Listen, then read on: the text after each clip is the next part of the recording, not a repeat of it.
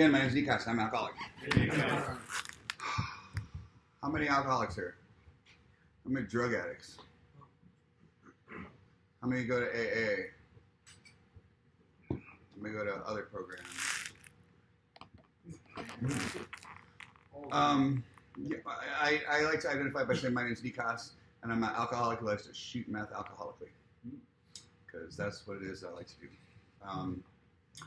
I consider myself to be an alcoholic now because what I came to understand is that this disease of alcoholism is a disease of mind and body. Like, it's a condition, and then it can present itself as through pills or through pot or through alcohol or meth, whatever you like. But the first part of the disease is I have a mind that's always trying to get me to do the thing that I said I wasn't going to do again, right? So all of a sudden, my party life becomes a little unmanageable, and all of a sudden, I'm like, oh, it's got to stop. And but then I have this mind that always tries to get me to do the thing that I said I wasn't going to do. But then the problem is, the second part of this disease is I got a body that has this thing called an allergy, which in the big book, Alcoholics Anonymous, it's called the phenomenon of craving. And a phenomenon is just an unexplainable occurrence, and craving is wanting more. So I get this unexplainable occurrence of wanting more. I don't want to stop drinking or using drugs, I have no interest in stopping. So so that combination together is the disease of alcoholism. And I went to a hell of a lot of meetings, and nobody ever told me that. Nobody ever says, hey, if this is happening to you, if you think that you're going to stop and you pull it together, but then you can't, like you all of a sudden you start again when you say you're not going to. And then if you have a body that you're like, once you put in a drink or a drug or something like that, you don't know when it's going to end, and you don't, then you too might be an alcoholic. And nobody ever told me that when I went to a meeting. It wasn't until I went to a meeting where I met my sponsor. It was at a Salvation Army meeting, where there's always new guys coming into this alley. It's kind of low bottom establishment, and he would do a whiteboard presentation at the beginning of every weekly meeting, and it described that disease of alcoholism. Because most people coming in there, like, oh no, I'm a drug addict, I'm not an alcoholic, and he's like, well, yeah, okay, you're a drug addict, but you have the disease of alcoholism, right? So, because in 1939, well, actually in the 30s when they were writing the book, they didn't have the fancy drugs we got now. They just had this thing called alcohol, and so they called that condition alcoholism. But alcoholism can present itself as any disease, as any form, insert drug name here. And so once I understood that, I was like, oh, okay, well, I'm an alcoholic. I like to use meth alcoholically. That's what I like to do.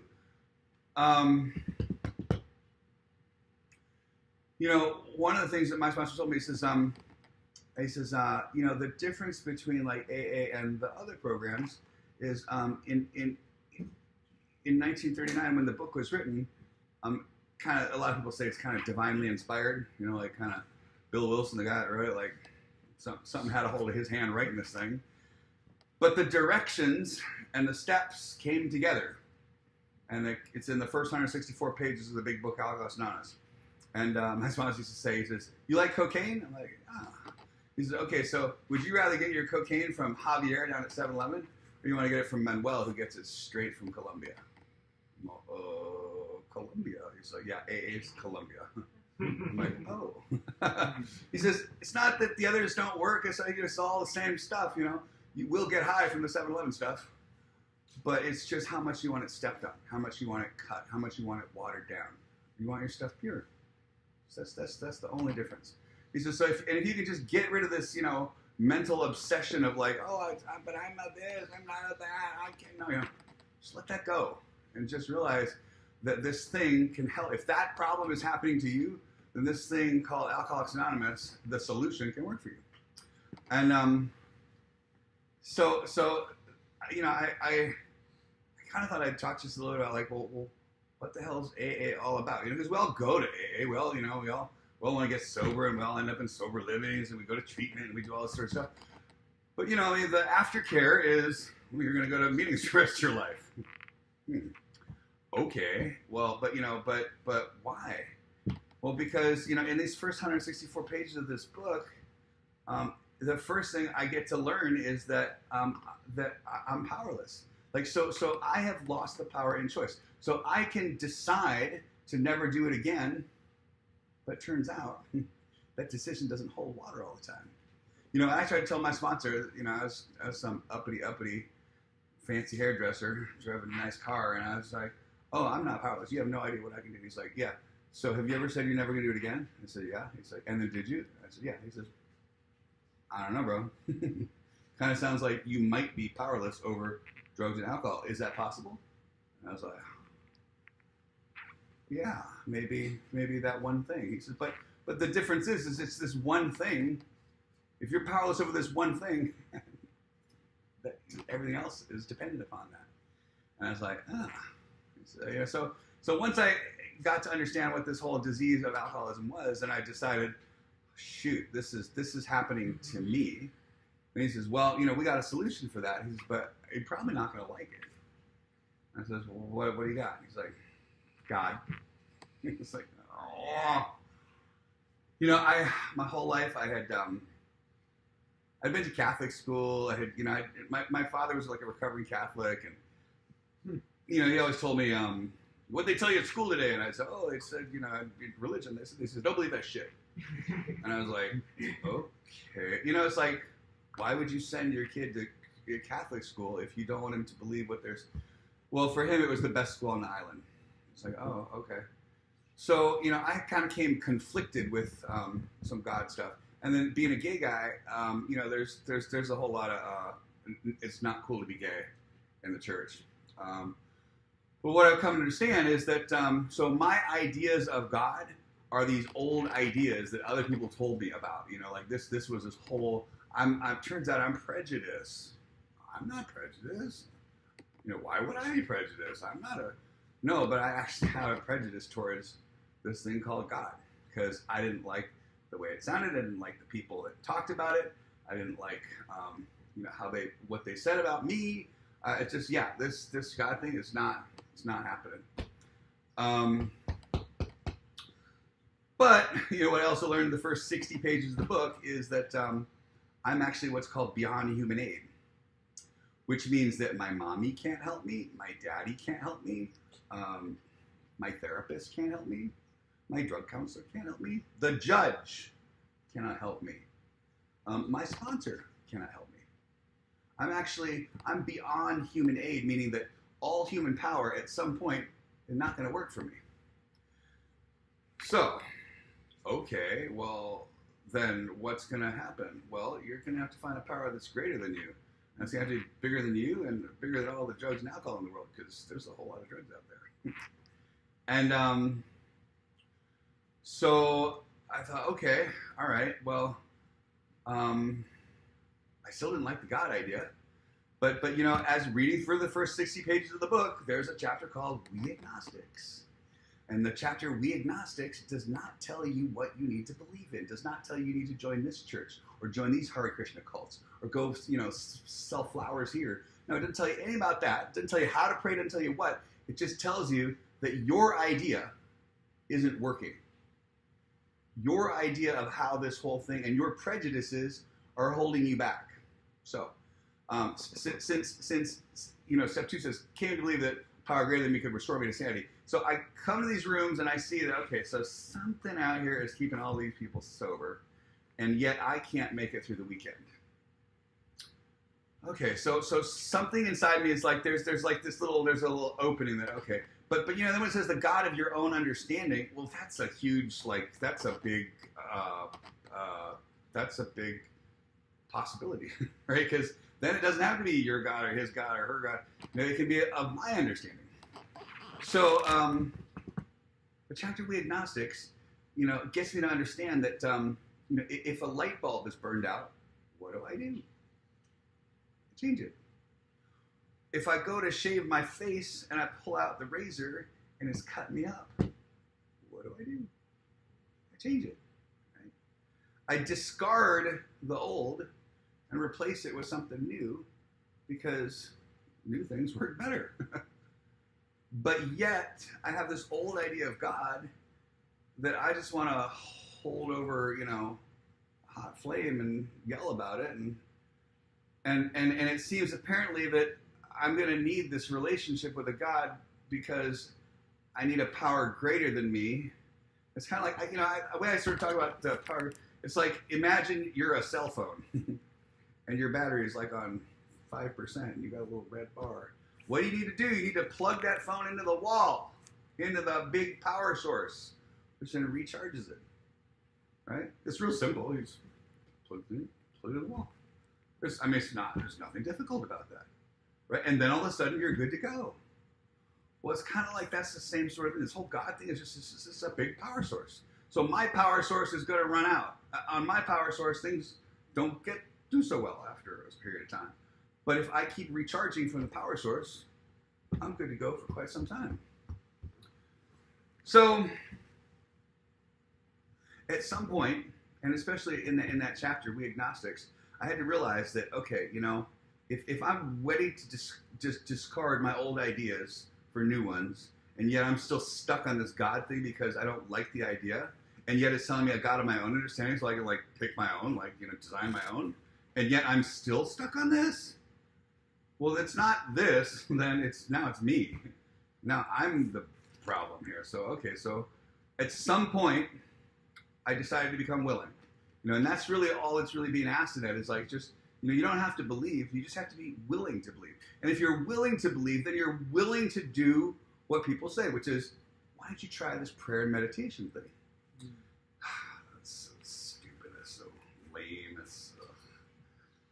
But after repeated relapses, I'm a relapser, by the way, repeated relapses, my sponsor was like, so what's your daily practice look like? And I was like, he's like, exactly. He says, that's yeah. He says, step 11 is really clear in the book. He says, upon retiring at night, upon waking up in the morning, and then many times throughout the day. He says, that's how many times you got to connect with your higher power. He says, how many times is that? I'm all 3. He's like, yeah, 3 times a day. Not 3 times a week, 3 times a month, 3 times a day. You got to check in with this thing, get right with it. So in the morning, it's like an ask, God, please show me the truth today in every situation I encounter, whether it be out here, whether it's here, and see the truth. And then I need a moment-to-moment consciousness, so I can be right here, right now, where everything's happening. It's not happening tomorrow. It's not, not happening my worry. Right here, right now, where I can see my crazy self being my crazy self. Right? Oh my God, look, I'm angry. When I'm angry, anger is just happening in the space of me. How do I know that I'm not my anger? Because I can be so angry. I'm like, fuck, I'm so fucking angry right now, and I can laugh. I can laugh at it. So, are you angry or are you laughing? Well, no, it's just, yes, there's a shitload of anger here, or jealousy, or whatever it is. But it's just what it is. It happens in the space of me. So if I'm not that, then what am I? So this is the things that I've had to investigate in this process of spiritually awakening. Okay, so I decided to try this prayer and meditation thing, and it talks about in the book that a cornerstone of the great arch, the path through to freedom, is built on this, just the simpleness of willing. So once I actually sat down and was like, okay, God, at night, all right, God, I'm willing to do this. I have no idea what you are. I need to be reminded though. You gotta remind me to pray, and I need my words to talk to you. I can't be just using Christian AA. I need my words that I can talk to you in a way that we have this thing going on. And went to sleep that night. Woke up the next morning. Woke up at 6 a.m. to get to a 7 a.m. meeting that was just down the street. Woke up at 5:50, and it was like I was being kicked out of the bed. And I sort of tumbled out of the bed. And I had this really nice altar in my room, super, super nice. But it wasn't because I actually used it. It was just so that you came to my house, you're like, damn, this dude's fucking He's the man. He's got the shit, all these crystals, all these. But I never used it ever. Then this morning, right? It's like I kicked out of bed, tumble onto my knees, and I'm like, well, here I am, God, and I got nothing to say. And then I took a deep breath in. And the prayer that I said earlier, God, please show me the truth today in every situation I encounter, whether it be out here or whether it be up here. And to see the truth and then the courage and the strength to turn towards that truth that you show me. And I'm like, who the fuck just said that? And I said, only God, I need moment-to-moment consciousness throughout this day, a real-time sense of awareness that I can be right here, right now, where everything's happening. And I might be able to see my crazy cuckoo self, be in my crazy cuckoo self. And I can just have the sense of awareness. Because I read this book called The Power of Now, and I really came to understand that the now, the right now, is where it's all happening, right? Right now, this is it. This is God. This is reality. This is the truth. This. Everything else is imagination. So I had this very clear understanding that this is where all this stuff happens. But I'll be damned if I could actually keep myself here. So my sponsor said to me, God can do for you all the things you can't do for yourself. So I thought, well, you know what? God, I need some help staying in the moment. That's what I need. I need you to keep me here. And I'll be darned, since I asked, it was all the time I was noticing, oh, look, there I'm angry. Oh, look, there I'm pissed off. Oh, look, it was like all this presence suddenly sort of infected my day, which in one respect is great. In another respect, it's like, can't I just be like normal and pissed off and just, upset and kick shit?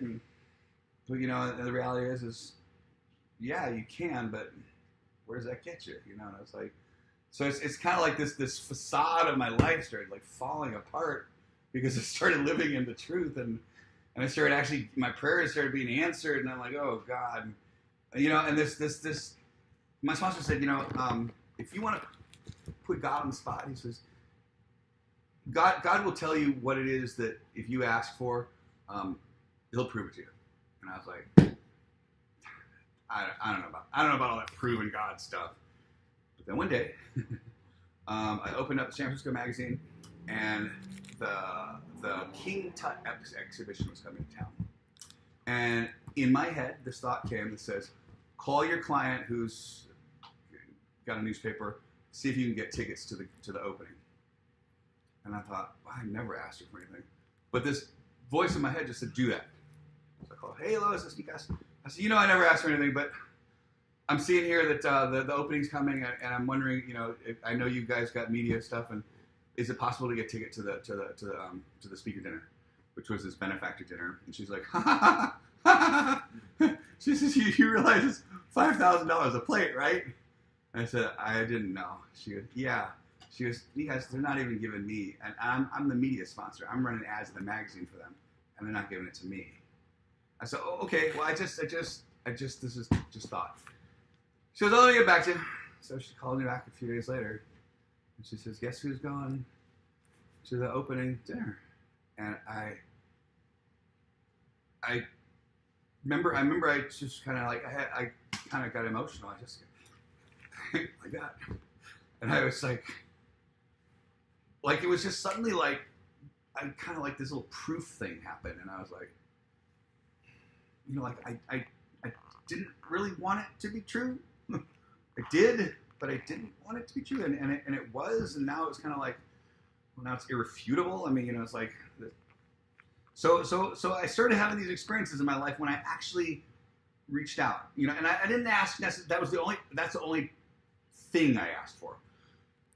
Now I ask very generally for the truth, for, guidance, for the, and well, I get these truths, I get the guidance, I get shown me where I'm at, and so it's after a succession of that happening over and over and over, man, I've developed faith, and that faith then turns into trust. When you actually start doing the things that you're guided to do, and then things start working out, man, you develop trust. So the thing I start talking about, for people that are like anti-God, okay, do you know what intuition is, right?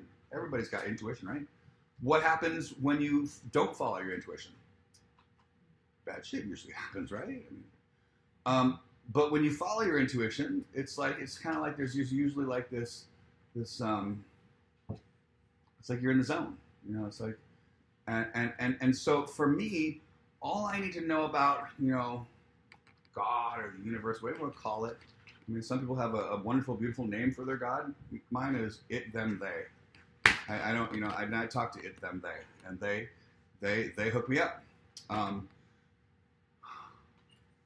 they hook me up on a regular basis. And so I talk all the time now. You know, I start my day with please.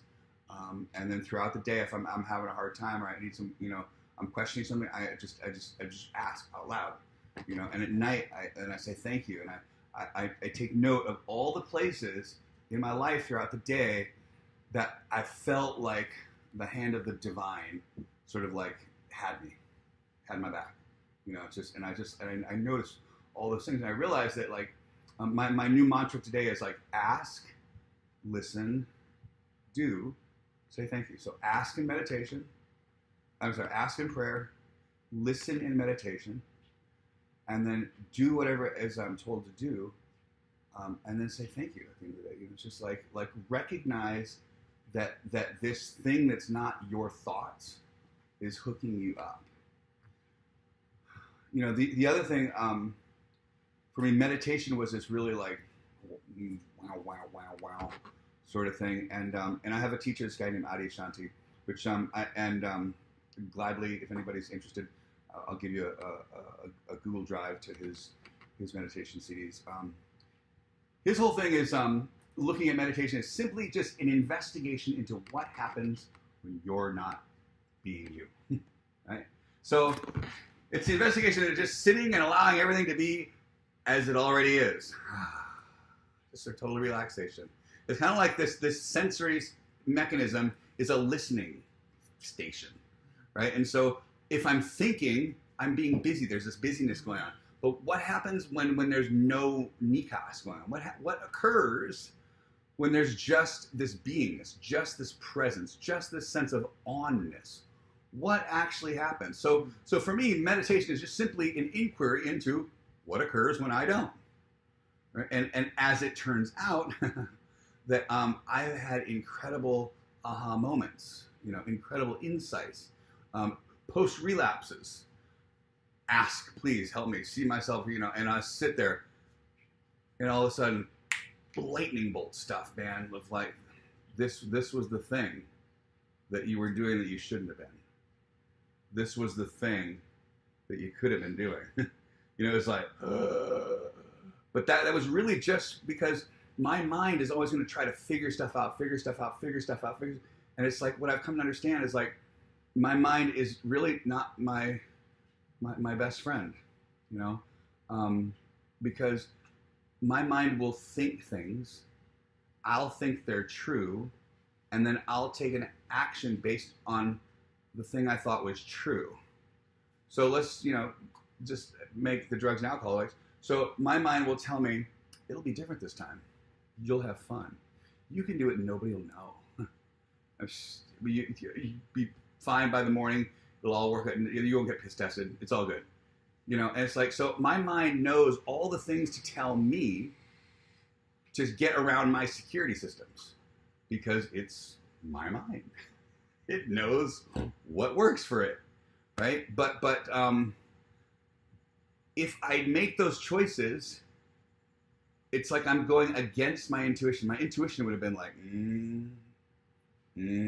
but I'm like, no, but I want that. Right? So restored to sanity simply means that I can recognize that when I'm thinking thoughts, wow, that's a crazy thought. Oh, I'm so crazy. You know, it's like, and I tell people, you know, and what I like to do is I like to tell on my mind, because if I tell you how crazy I am, my mind's like, whoa, do not tell people that. They will think you're like truly psycho. I'm like, well, you're the one that fucking thought it. So I'm sorry, but I gotta say it. And so I learned really quick that if I don't like the way my mind is thinking, I just tell people what it thinks. And then it just shuts the fuck up, because it's my ego. It doesn't like to be embarrassed. So that's been my little workaround with my mind is like, just tell on it. This is the truth of what I'm thinking right now. It's like, yeah, you're crazy. Leave you alone. So restored to sanity just simply means that I don't believe what my mind says. So my mind says, yeah, we should get high right now. We should get a drink. We should do this. I'm like, yeah, that's not the truth. That's not the thing I want to do. And so really what I've kind of found is through this whole AA thing, right? I'm powerless. There's something that can restore me to sanity. I'm willing. I'm going to investigate. I'm going to try. I'm going to ask and do and listen. I'm going to actually do this thing, right? Because it's like, I always wonder, and don't get me wrong, I showed up at AA for a long time before I prayed and meditated. But it's really clear.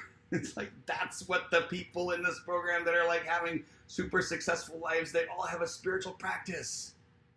That's what it is. And it's not that there's a little spiritual part of your life. It's like coming into the realization, holy shit, my whole life is fucking spiritual. All of it's spirituality. All of it's like about living in the truth, doing the right, and just simple things like doing the right thing. Not saying the wrong thing. It's just, it's all these simple ways of being that's like, well, that's who I really actually want to be anyway. I mean, it's not like, anybody asked me to go sell flowers at the airport or, jump off a cliff. It's just being the person that I would always and I have really wanted to be. Although, I thought I walked into these rooms and it was like, oh, these bunch of these crazy people. This is, I don't want anything what these people have. But it turns out that they all sort of tapped into this sort of source in their own words. But in my understanding, this, them, that I talk to, and then I get these intuitive movements. So my intuition, and the difference between an intuitive navigational guidance thought and a crazy Nikas thought is a crazy Nikas thought usually has something in it for me. If you do this, then you'll get that. Or if you do that, they're going to think this. I'm like, that sounds like a me thought. So when I have an intuitive guidance thought, those are always like, walk away, go push your cart back, stop, get out of here. And if it's really important, it's like now. It's always like these direct orders, these, do this, don't do that. It's like it never tells you why, it doesn't explain it, just tells you what to do. And if I follow that, life seems to work out. And if I don't follow it and I go straight up to my head, I'm like, well, why would it say that? I'm like, why would I bother thinking? If I know that it works, why bother trying to overthink it? But that's, that's the human condition until it isn't. And so part of this whole spiritual awakening thing is, steps 4, 5, 6, 7, 8, 9 is to face and be rid of the things that are blocking me from what? Listening to my intuition. So what usually blocks my intuition? Well, in the 4th step, we inventory fear, resentment, or guilt, shame, remorse. So when I'm in fear, I can't hear my intuition. When I'm in resentment, I can't hear my intuition, right? And I'm in like guilt, shame, remorse. Oh my God, I'm such an idiot. I can't believe I did that. I can't hear my intuition. I can't hear my navigational, my guidance that's pre-installed that every single one of us came with, this connectedness. So steps 4 and 5 is to look at the crazy stuff in my head that just prevents me, gets me thinking crazy thoughts, Step 5, admitted to God, to myself, and other human being, the exact nature of my wrongs. The wrongs are the things that I've done in my life that have caused myself and other people grief. The exact nature, back it up, is the thinking that caused me to do that. So my inventory and my 5th step is just to investigate my thinking. I don't have a drinking problem or a drug problem. I have a thinking problem. Because I think X, Y, Z, and then I act on X, Y, Z. I get, X, Y, Z results. If I'm making decisions based on true thoughts, then I get true results, and my life looks pretty good. If I'm making decisions based on false information, right, or lies, I don't get good results. It's just like the sum total of my life tells me whether or not I got this right. I don't need a degree or anything. I just look at my life. How are my decisions? What am I doing here? So once I realized that, my God, I don't have problems. I just have a whole bunch of situations. Then I assign these problems, or the value is like, oh, this is good, this is bad. No. But I realized, oh my goodness, my thinker is like, and then I take that all, 6 and 7. I humbly ask God, with 7-step prayer is, my Creator, I'm now willing you to all of me, all this crazy shit. I pray that you now remove from me every single defect of character which stands in the way of my usefulness to you and my fellows, right? So it's just simply like, I see that I'm crazy. I'm willing to totally not be crazy. And I'm willing for you to like intuitively guide me. That's it. And then 8 and 9 is simply go out and right all the wrongs I've done in my past. So if I've made a mess at your house, I come over and say, hey, dude, I made a mess at your house. What can I do to fix it? I ruined your car. Dude, I screwed your car up. What can I do? Because I want to walk through life clean. I don't want to have like stuff following me. I don't want you to not like me, and I don't want to be afraid of finding you. I want to just walk clean in this world. Just like walk and live in truth, just being simple. So I realize my thoughts are all messed up. I'm willing to totally like let go of my thinking. I'm willing to clean up my mess. That's 4, 5, 6, 7, 9. 10 is 4 through 9 on a regular basis, so things don't get messy. House cleaning on a daily basis, making sure I'm not still making a mess. 11 is sought through prayer and meditation, right? It's creating this ongoing dialogue, right? Please, please, please, and then listen, and then take action on that stuff, right? And those 9-step promises, it says if we're painstaking about this phase of development, we'll be amazed before we're halfway through. If you've read, which I'm sure you've heard them, these 9-step promises, are they extravagant? Fuck yeah, they are if they're not happening to you. Right? Intuitively know how to situations used to baffle you. New freedom and a new happiness. Not be afraid to pass with shut the door on it. Not have financial fear. It's like all these things that like this total different way of viewing the world happens. In the back of the book, in the spiritual experience, it talks about a spiritual experience is what's required. Doesn't say step 12 you'll be sober for the rest of your life and live happily ever after. It says having had a spiritual awakening as a result of these steps, we carry this message. What's the message of Alcoholics Anonymous? Hey, if you too do these 11 steps prior, you too will have a spiritual awakening, and the spiritual awakening is what is sufficient to get you to recover from alcoholism. That's the message we carry. That is what this whole thing is about. It's about having a spiritual awakening. And a spiritual awakening for me is like I can now recognize the difference between the true from the false. and I'm out there living by spiritual principles. Being honest, being a good character, doing what I can, just doing my part. Not trying to take, be greedy. Just trying to do my part.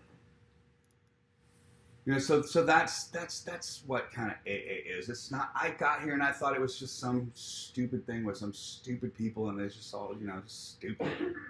But it's just real simple. Like, wow, okay. With the extra element of maybe I don't have all the answers. Maybe there is something out there. Maybe I'm going to investigate. Maybe I'm going to look. And so my if I can leave you anything, it's just like, just try. Just give it a shot, this whole praying and meditating. Just give it a shot and just see for yourself. If nothing happens for you, great. If something happens for you, you call me up, you're like, oh my God. I'm like, yeah, I told you. It's like, just give it a shot, because otherwise you're not doing AA. You're just going to meetings. And if you're just going to meetings, fucking go do something else. I mean, my God, it's a unless you enjoy going to AA, why bother? But since somebody introduced me to the book and like showed me all the directions, and I realized, holy shit, this is me. And okay, you're saying this is the answer, and okay, I'm gonna try. And all of a sudden, I tried, and all of a sudden, I started receiving all this like it was crazy. Like I never ever imagined. I just wanted to be rich and famous and have good sex, And now here I am, traveling in my car 2 hours to speak at a meeting to a bunch of people in a treatment. That's not who I thought I wanted to be when I was a little kid. I wanted to be rich and famous and have good sex.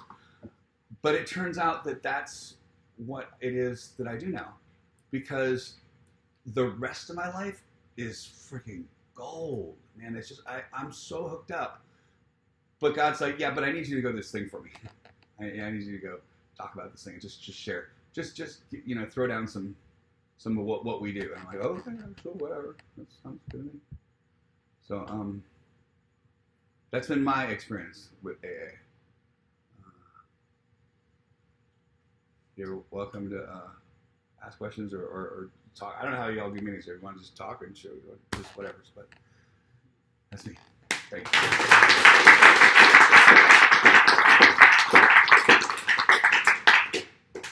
Does anybody have any questions for Nikas? Or any comments on what you want to do with your life, or any experiences that you've had with some friggin' prayer or whatever. Jeremy. Yes. How hard was it to get? Cause you said about prayer and meditation and things like that. Yeah. Of that nature. How hard was it for you to get into a habit of building a relationship, and why was it so hard? So the only thing that stood in the way was me, right, and my ideas and my thoughts. So the moment I let those go, and then I at night just said, okay, God, I'm ready. Please remind me. Please hook me up with the right words. It was like the next day, like all this like magic-y stuff sort of happened. So I've found though that it's about building a relationship. I mean, a relationship is like, if you don't write your mom, call your mom, text your mom, send her anything on Mother's Day, but then you ask her to pay your rent, it's not a really or a girlfriend or boyfriend. It's not a relationship that works. It's an ongoing communication thing. So whatever it takes, I need usually to be reminded at the beginning to get that communication going. But I've used things like my cell phone alarms to like remind me.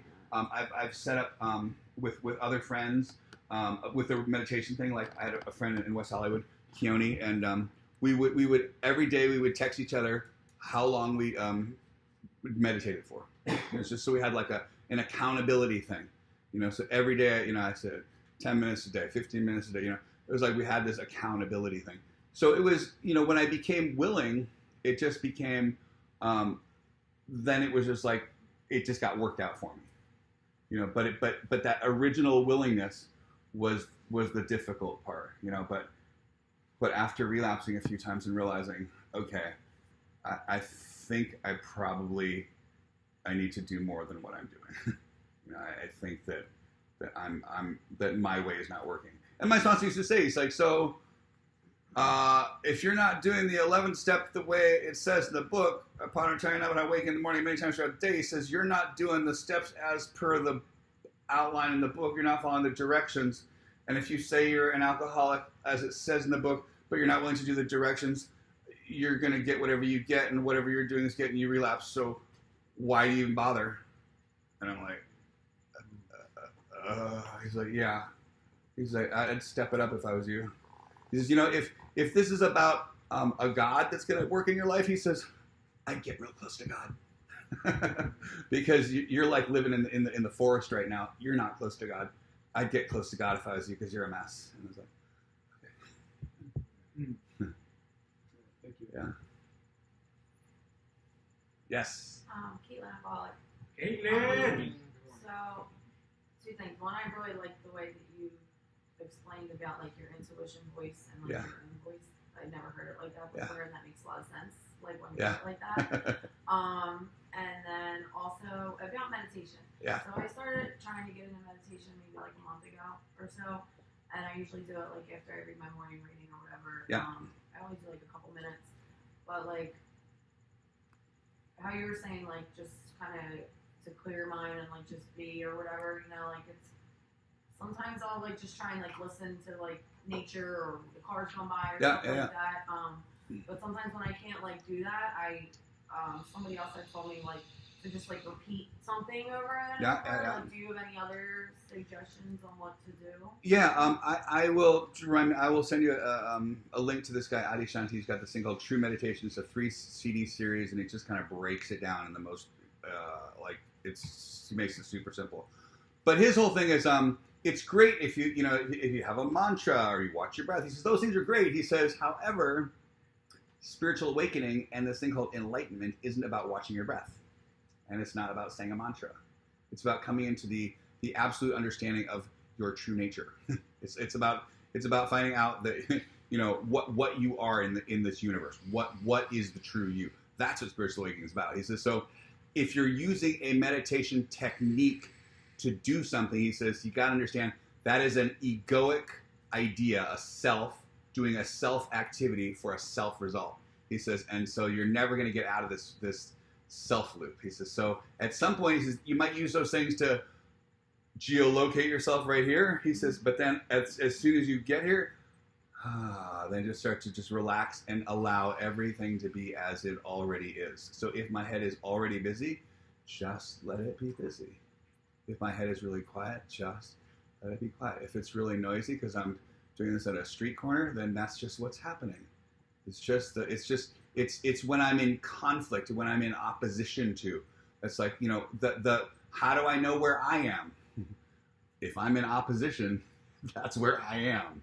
If I think something should be different, that's my selfish, self-seeking, self-centeredness.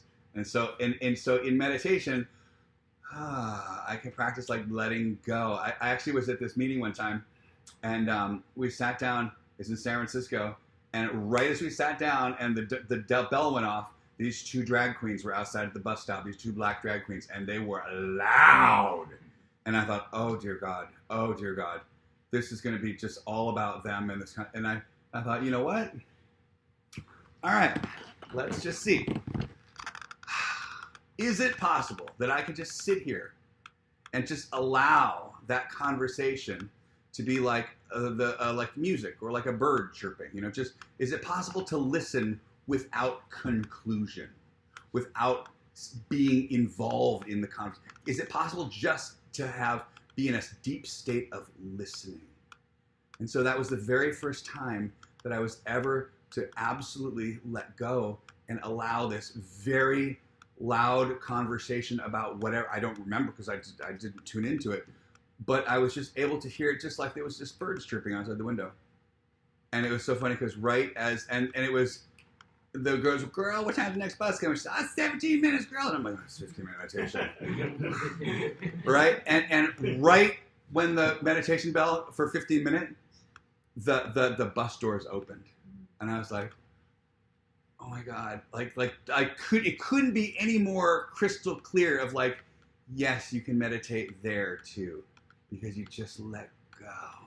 It's about just not trying to manage and think and conclude, and it's about just falling into allowing everything to be as it is. Yes. Hi, I'm Katie. I'm an addict. Okay. Again, I really liked what you said about like the mind and the intuition. Yeah. And how they do not connect. Yeah. And like especially like working on my fourth step, Yeah. becoming really present. Like up until this moment of trying to be aware, Yeah. all of my thoughts are very selfish and very self-seeking. And whether it's to get or obtain something, or whether it's to fulfill like my own prophecy, Yeah.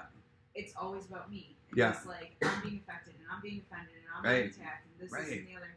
So I guess my question is, so once you have a thought or situation that arises that makes you feel something, Yeah.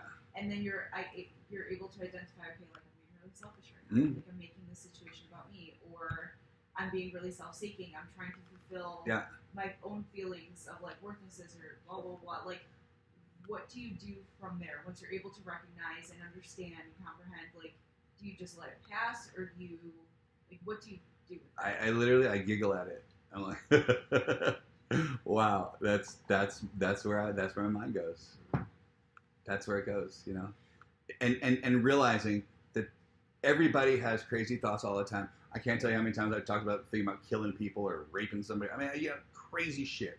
Everybody has crazy shit thoughts, but it's just about going, oh my God, it's just giggling at, because it's like I feel like my mind is like a little old man at a resting home that's like, having like delusional outbursts. And I was like, oh, Grandpa, it's like, aw, he's fucking crazy.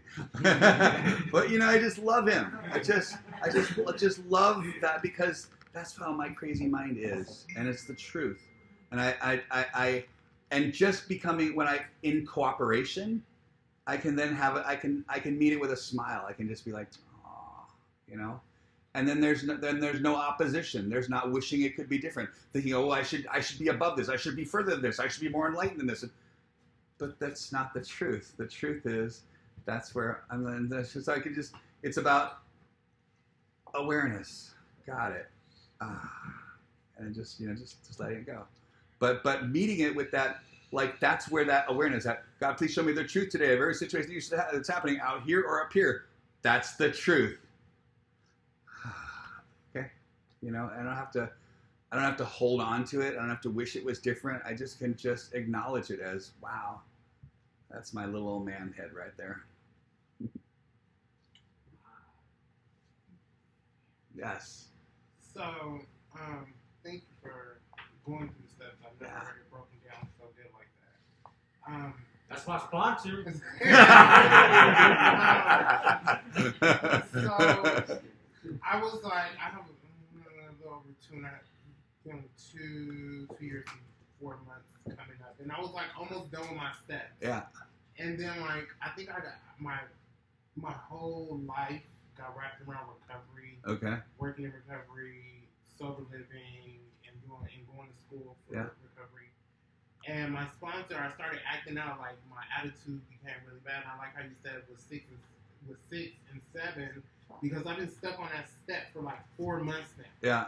And my sponsor is having me read this book called Drop the Rock. Yeah. And I can't grasp principles over personalities because when personalities come into effect, my character defect comes out. And how you broke down your ego in the back. Yeah.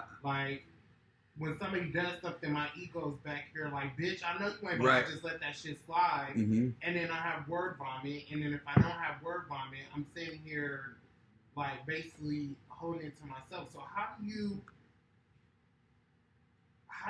accept somebody's, even though it's acceptance, but how do you get to that point? How do I cross the street to actually just, okay, I just have to accept this person, place, or thing for what it is, and I can't do shit about it. So there's something in there about just realizing so is there anything that I can actually do that will make this situation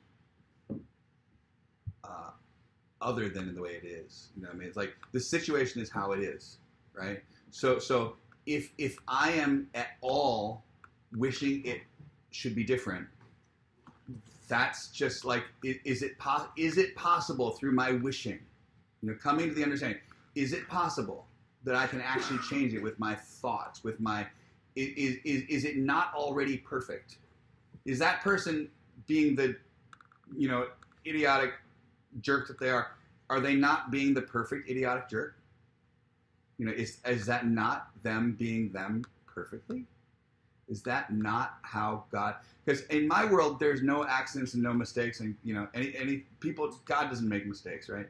So if there is something in front of me, I'm like, oh, here is my little lesson blessing.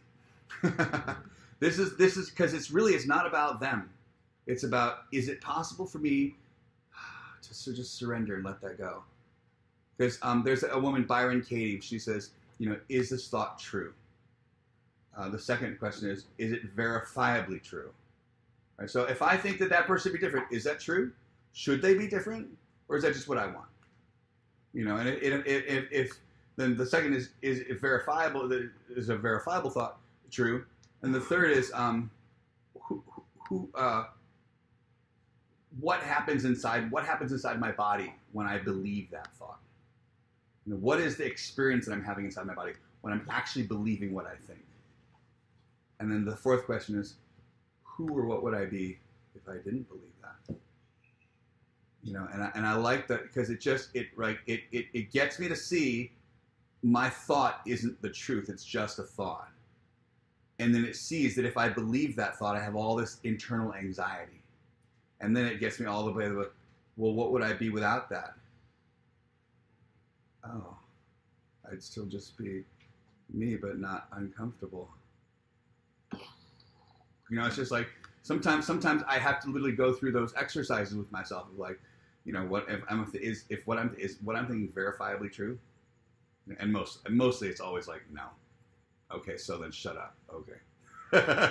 You know what I mean? It's just it's like it's that simple, but I have to bring it down to the bare basics of, is that the truth? Yeah. Yes. I don't really have a question. I think you explained everything really well for me. What you said about praying and meditation. Yeah. I like that. I've been meditating for a while, and I'm really kind of well versed in that. Yeah. But I haven't prayed. Yeah. What's prayer? Like, I don't do it at all. But now I'm giving the actual 12 step, the actual program a chance. I've been to meetings, been doing that for like 2.5 years on and off, but I've never actually gotten a sponsor and tried to work the steps. So now I'm going to try to work the steps, and whatever he tells me to do, I'm going to try to do. Yeah. He hasn't told me to try to pray yet, but I don't know. I might kind of want to give it a try without him asking. Just give it a try. I mean, it won't hurt. It certainly won't hurt. I mean, because if it really is about building a relationship, and that's part of the mechanism of building this relationship, then, you know, if internally something is telling you that maybe I should try that, that's probably your internal guidance telling you, hello. You know what I mean? And that's what I've really come to realize is like my internal guidance tells me what to do. So, you know, the Buddha said in his very last before he died, his very last thing, be a lamp unto yourself. So, you know, we always go out looking for somebody else to tell us what to do. For you can tell me the truth. But you know, in the Buddha's last sermon, he talked about just be a lamp unto yourself. You know, let the light within you shine. You know, trust it. Learn how to follow it. Because every lamp out here eventually will run out of oil or get blown out. This one will never ever die while you're alive. It might die when you die, but you know, while you're alive, this one will never falter. Like that. Yeah. Any more questions? All right, thank you, Nikas, for coming. Thank you.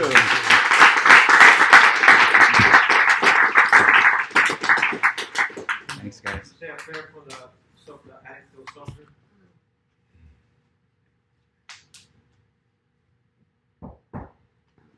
I would like to ask Caitlin to lead us up to a prayer.